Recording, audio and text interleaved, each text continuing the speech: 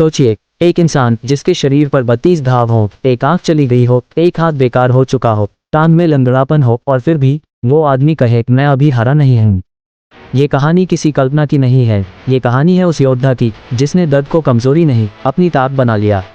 ये कहानी है राणा सांगा की, और यकीन मानिए अगर आपने इसे अंत तक सुना तो हर शब्द आपको छोटा लगने लगेगा। राजस्थान की धरती जहाँ बच्चा चलना सीखता है तो तलवार देखकर। राणा सांगा का जन्म मई WAR के सिसोदिया वंश में हुआ, लेकिन उनका बचपन राजमहल की आरामदायक जिंदगी नहीं था। चारों तरफ युद्ध, चारों तरफ दुश्मन, और हर दिन ये एहसास या तो लड़ोगे या मिट जाओगे। यही वो माहौल था जहां एक बच्चा धीरे धीरे योद्धा बन रहा था। राणा सांगा की जिंदगी सिर्फ एक युद्ध की कहानी नहीं थी, ये कई युद्धों की कीमत थी। एक युद्ध में एक आंख चली गई, दूसरे युद्ध में हाथ ने साथ छोड़ दिया, पैर घायल हुआ, शरीर पर एक नहीं 32 गहरे जख्म। कोई और होता तो सिंहासन छोड़ देता, लेकिन सांगा ने क्या किया? उन्होंने दर्द को सुना और कहा अभी और सह सकता हूँ। युद्ध सिर्फ तलवार से नहीं जीते जाते, युद्ध जीते जाते हैं दिमाग से। राणा सांगा जानते थे अगर राजा झुक गया तो पूरी प्रजा झुक जाएगी। इसलिए हर धाप के बाद वो और सीधा खड़े हुए। उनका शरीर टूटा था लेकिन आत्मसम्मान जिंदा था।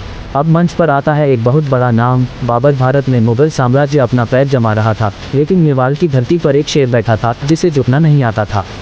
खानवा का युद्ध, इतिहास का सबसे खतरनाक मोड़। खानवा की लड़ाई में राणा सांगा लगभग बेहोश हो गए। सेनापति बोले अब बहुत हो चुका, लेकिन जब होश आया तो उन्होंने कहा अगर आज पीछे हटे तो आने वाली पीढ़ियां गुलाम पैदा होंगी। युद्ध जीता या हारा इतिहास बहस करता है, लेकिन हिम्मत, उस पर आज भी कोई सवाल नहीं। राणा सांगा हार गए थे लेकिन टूटे नहीं। उनका शरीर इतिहास बन गया, लेकिन उनका माइंडसेट विरासत बन गया। आज भी अगर कोई पूछे योद्धा किसे कहते हैं तो जवाब होगा जो दर्द में भी खड़ा रहे। और अगर आपको राणा सांगा की ये कहानी एक पल के लिए भी अंदर से हिला गई हो तो लेफ्ट साइड पर दिख रही हमारी अगली वीडियो जरूर देखिए, जहां हम लेकर आ रहे हैं महाराणा प्रताप की एक ऐसी कहानी जिसे सुनकर आप समझेंगे कि राजा कैसे बनते हैं।